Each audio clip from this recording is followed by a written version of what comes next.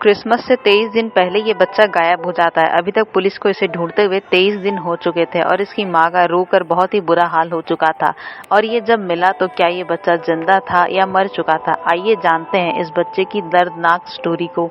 20 दिसंबर 2019 Harley का last दिन था स्कूल में। उसके बाद उसके स्कूल की छुट्टियां होने वाली थी। वह बहुत ही ज्यादा खुश था क्योंकि अब छुट्टियों में वो सिर्फ अपना वीडियो गेम खेलने वाला था। और जब हार्ले की मदर को हार्ले दिखाई नहीं देता था तो वो ज्यादा शॉक नहीं होती थी क्योंकि बिहेवियर इशू होने के कारण वह बहुत बार घर से लड़ाई करके घर से भाग चुका था। और वो उस दिन अपने फ्रेंड के घर जाकर रुकता और दूसरे दिन सुबह फिर अपने घर वापस आ जाता था। वैसे तो हार्ले बहुत ही ज्यादा स्मार्ट किड था, लेकिन उसे एक बीमारी थी, ऑपोजिशनल डिफेंस डिसऑर्डर, जिसके कारण वो कई बार ऐसी हरकतें कर जाता जो कि बिल्कुल भी नॉर्मल नहीं होती थी। ऐसे ही एक दिन सैटरडे शाम को हार्ले जब घर वापस नहीं आता तो उसकी माँ बहुत ही ज्यादा परेशान हो जाती है और वह सबसे पहले उसके सारे दोस्तों के घर फोन लगाकर उसके बारे में पता करती है।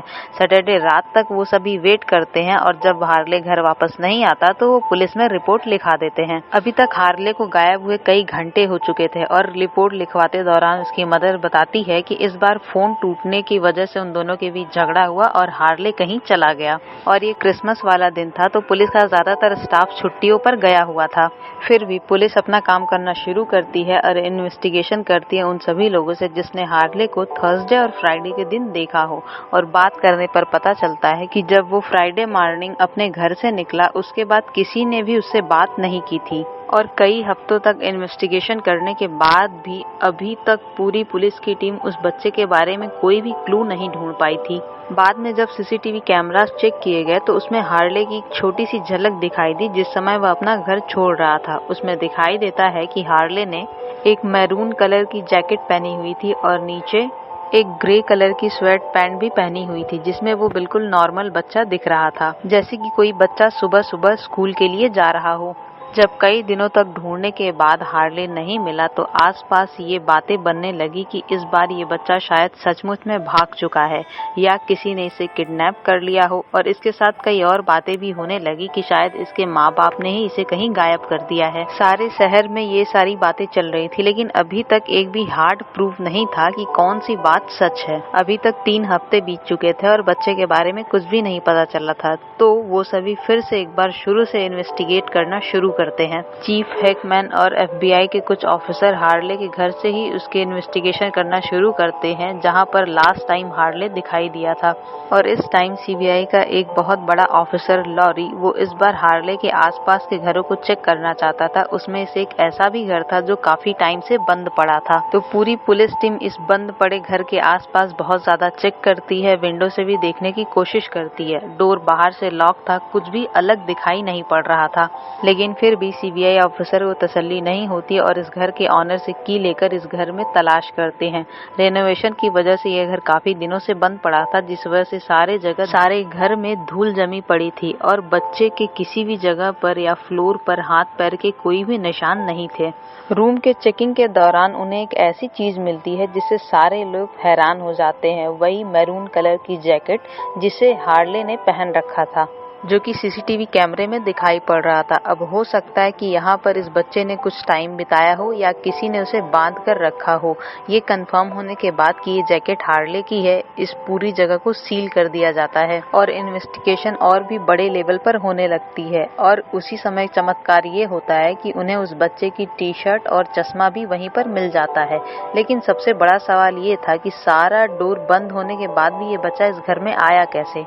वो इस घर में आता है तो सारा डोर लॉक होने के बाद वो एंटीना टावर के सहारे घर के ऊपर चढ़ जाता है, जहाँ पर एक उसे चिमनी दिखाई देती है जिसमें वो लाइट के सहारे चिमनी के अंदर देखता है, जहाँ पर पूरा अंधेरा था, लेकिन ऐसा लग रहा था कि नीचे जाकर चिमनी खुली हुई है। तो हार्ले सोचता है कि वो इस चिमनी के जरिए जाकर इस घर में एंटर कर सकता है।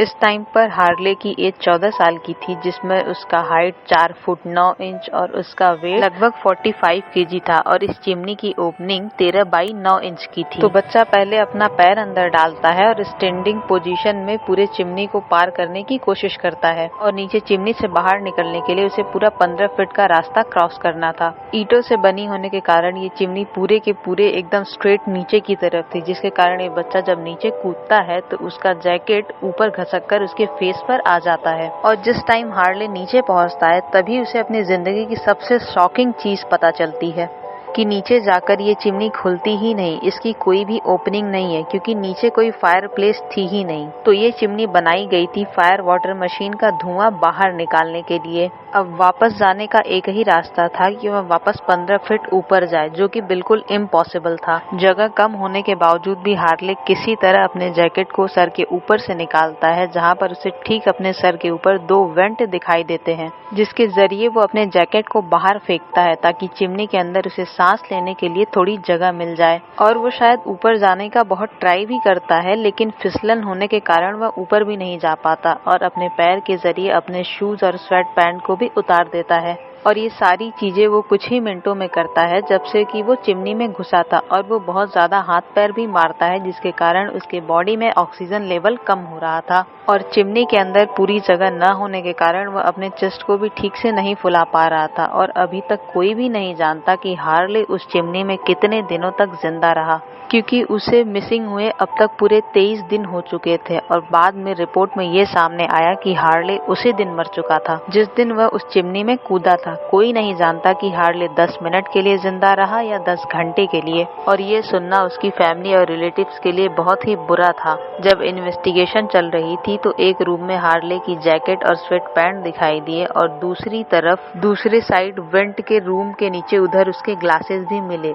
जहाँ पर वेंट के कवर भी पड़े हुए थे। और उसी वेंट होल में एक इन्वेस्टिगेटर अपना हाथ भी डालता है, तभी एक शॉकिंग चीज उसके हाथ में आती है और वो थे हार्ले के बाल, जिसके बाद कंफर्म हो जाता है कि हार्ले इसी चिमनी में फंस जाने के कारण मरा था। इसके बाद और भी टीम आती है, चिमनी को एक साइड से खोला जाता है। अब कंफर्म होता है कि हार्ले के साथ हुआ क्या था। उसकी बॉडी के साथ उसके पैर के नीचे टॉर्च, उसके पैंट और शूज पड़े हुए थे। उसकी दोनों बाहें एकदम ऊपर की तरफ थी। ऑफिशियली हार्ले के डेथ का कारण ये था कि वो अंदर सांस ही नहीं ले पाया, क्योंकि उसको चेस्ट को फुलाने के लिए अंदर जगह ही नहीं बची थी। हार्ले का एक छोटा सा और पागलपन वाला डिसीजन था इस चिमनी के जरिए उस रूम में एंटर करना, और यही डिसीजन उसके लिए डिजास्टर बन गया।